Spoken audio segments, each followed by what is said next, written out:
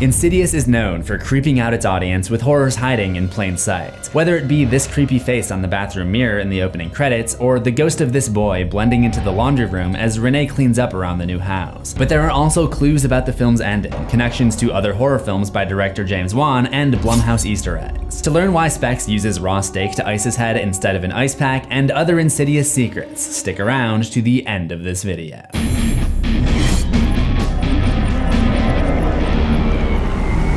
There are some horror movie details that are beyond our perception, beyond our understanding from the physical world. But there is another plane of existence, an infinite realm where these details are collected and analyzed by a mysterious entity with a goatee. Welcome to Things You Missed. Director James Wan is most known for his work in the horror genre. Saw, Dead Silence, The Conjuring films, Malignant. I have been covering all of his horror films here on Things You Missed, but there is one that I've been saving until now. In this episode, I'll be covering Stygian. Just kidding, that's not available. So instead, we'll be stepping into the world of The Further to analyze his 2010 film, Insidious. There are other entities who are malevolent and have a more insidious agenda. This was a formative movie for my taste in the supernatural genre. It was the third team-up between Wan and screenwriter Leigh Whannell, and the second film where Whannell would also play a substantial character in the movie. These two love to hide Easter eggs for their fans, but before we get into those, let's go back to the beginning to look at a few other things you might have missed. The opening credits are a clue about the midpoint twist. At first, Insidious appears to be another haunted house or poltergeist type film, but when Elise is introduced, we learn the reason behind the appearance of these ghosts. They're trying to possess Dalton because he's left his physical body vacant during astral projection. The opening title sequence shows the ethereal spirits of the text floating up and disappearing. When I covered Malignant, I also pointed out how the way the credits are animated ties into a plot twist. Elise refers to the out-of-body experiences that Dalton has as astral projection, but the word astral has two meanings.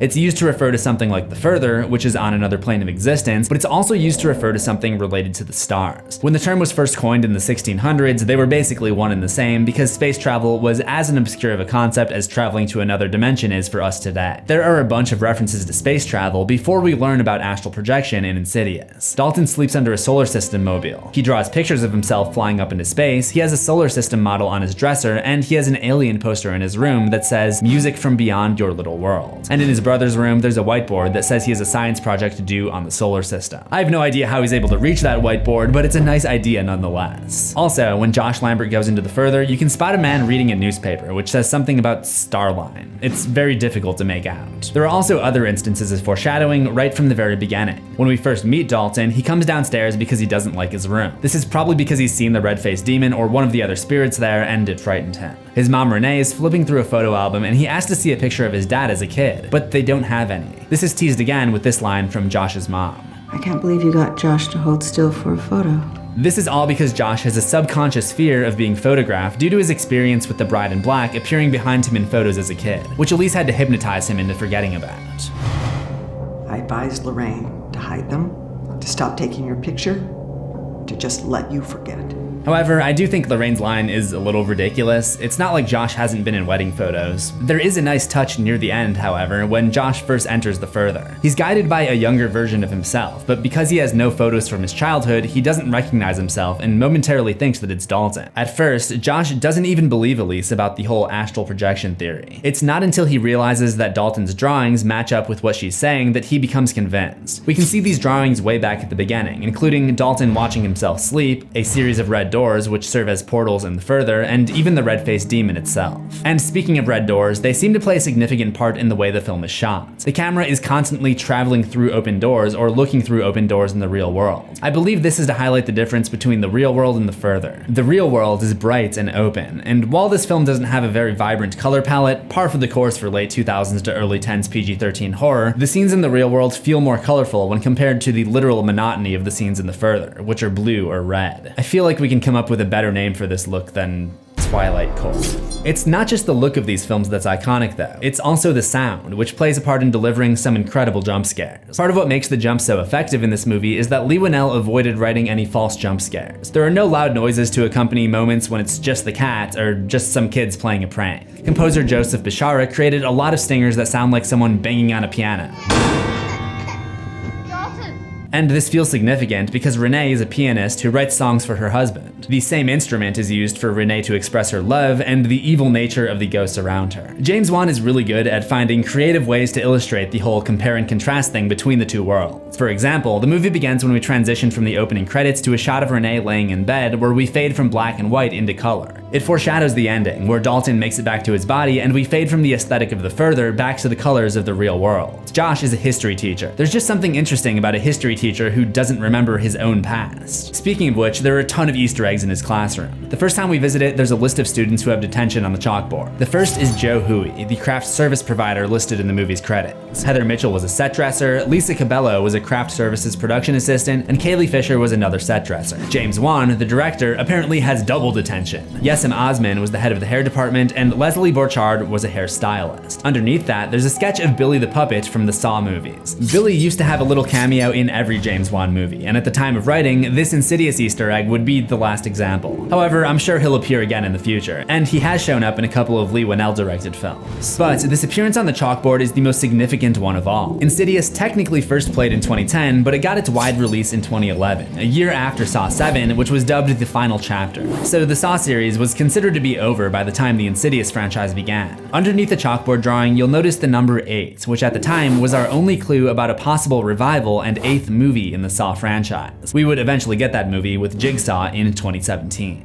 On another day, there's another scene of Josh staying back in the classroom, and there are even more crew reference Easter eggs. That day's round of detentions includes Rick Osaka, who's the unit production manager, Jeanette Brill, the line producer, Jen Spencer, which is pretty close to Jennifer Spence, the art director, Kate Maller, a set dresser, and Renetta Amador, the script supervisor. There's one other sort of crew reference connection. Lee Winnell's wife, Corbett Tuck, has 2 roles in the film. She's one of the nurses and doll girl number 2 in the further. The Billy the Puppet drawing on the chalkboard was not the only connection to James Wan. Insidious also helped set the stage for one of his future franchises.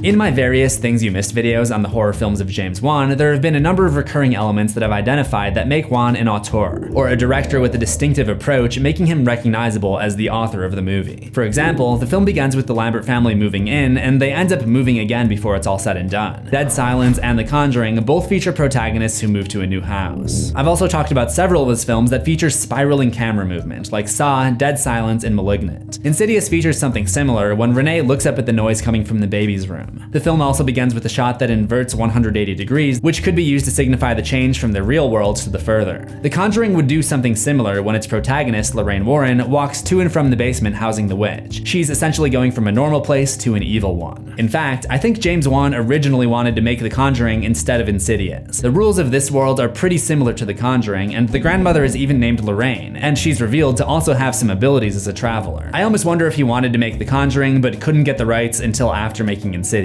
This idea is further backed up by The Conjuring 2, which features an astral projection scene in the opening very similar to the further. Personally, I prefer Insidious. The main difference seems to be that the Insidious lore is made up, with its villains being based on creepy Uncanny Valley ideas that James and Lee had been saving up, whereas The Conjuring tends to base its lore on religious stuff and urban legends. There is one aspect of The Conjuring I like better though. I think it does a better job of fleshing out the backstories of the ghosts. Another common element in James Wan films is puppets or dolls. Of course, there's the previously mentioned puppet from Saw, Dead Silence is all about puppets, and The Conjuring introduces the doll Annabelle, who is also briefly in The Conjuring 2 and Aquaman. In Insidious, there's a moment where we see the inside of the red-faced demon's lair, and it's filled with marionettes. Not only is this another example of a puppet, but within this movie, it symbolizes how the demon controls Dalton's body. He's essentially moving him around like a puppet. When Josh finds Dalton captive in the demon's lair, he's chained at the ankles, which has gotta be a callback to Saw. Another item we've seen time and time again in Wan's work is mannequins. They were used at the factory in Saw, multiple times in Dead Silence, at Parker's house in Insidious Chapter 2, and in the Amityville basement in The Conjuring 2. It's barely noticeable, but I did spot a mannequin in the Lambert's attic at the first house in Insidious. The door to the demonic lair in the further is basked in red light. This deep red color, in contrast to the blue hues of the further, is inspired by Giallo films. Giallo is an Italian genre of mystery/thriller/horror stories, primarily in the 60s and 70s, which often portrayed a clash of red and blue neon lights.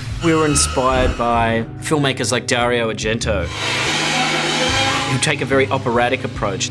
Red and black are my color palettes that I love. It really adds to the psychology of the film. And I really wanted the color red to represent the evil in the movie. James loves Giallo and has featured intense neon lights in many of his films, primarily Dead Silence and Malignant. The Further presented him with an opportunity to really exaggerate the Giallo lighting. The metronome that Elise uses to hypnotize Josh also appears to be an Italian product, so that may be a part of it. Speaking of that scene, the phrases that she used to hypnotize him are taken from the Chinese philosopher Lao Tzu. The universe is deathless because, having no finite self, it stays infinite. A sound man, by not advancing himself, stays the further ahead of himself. By not confining himself to himself, sustains himself outside himself. Originally, it seems the movie was going to open with this text because it can be seen at the beginning of the script. If you're a longtime fan of paranormal horror, you probably noticed a lot of similarities to the 1982 classic Poltergeist. Insidious is borderline a remake of this movie, a much more welcome one than the actual remake. They both open with the shot of the mom laying in bed, they both feature a family of 5, with one of the young children getting trapped in another plane of existence. Both families call in a team of 3 paranormal investigators, but in Poltergeist one of them quits and is replaced by an actual psychic who is a better equivalent of Elise. In Poltergeist, the psychic explains that the other spirits are hungry for the child's life force, whereas in Insidious, the psychic explains that the spirits can smell his physical vessel is available and want to possess him. Both movies feature a scene where the family communicates with their child and learns that there's a malicious entity after them. Both movies have a climactic scene where one of the parents ventures into the other world to rescue their kid. In Poltergeist, one of the investigators sees a stake sliding across the kitchen countertop all on its own, and perhaps as an homage, when Specs gets injured after being aerated into the wall, he ices his head with a couple of raw steaks, one of which sits directly on the kitchen counter. When I was rewatching Poltergeist to make this video, I also noticed another fun similarity between the two. There's a crew member who actually worked on both movies, and it's the cinematographer of Insidious, John Leonetti. He was the first assistant to the camera operator for Poltergeist, which was only the second major movie set he ever worked on. As I mentioned, the evil entities in this franchise tend to take advantage of the uncanny valley effect, which is when we get creeped out by something that seems human but isn't quite human. I think this also extends to other things that are not quite as they seem. For example, the ghost boy that messes with Renee is actually a short man dressed like a boy, and the bride in black is actually a man dressed as a woman. The same can be said when we see this mysterious shadow near the stairs during the opening credits, or when Josh runs up the stairs in the middle of the night and daylight is momentarily pouring through the windows. Okay, maybe that one's a mistake. But the choice to make the bride in black a man in woman's clothing is expanded upon by giving the character a backstory in the sequel. So join me in the next episode of Things You Missed, where I'll be covering Insidious Chapter 2. You'll find that video on the left. Remember to subscribe to CZsWorld for new horrors every week, ring the death bell and select all notifications, and I'll see you in the next one. Assuming we both survive.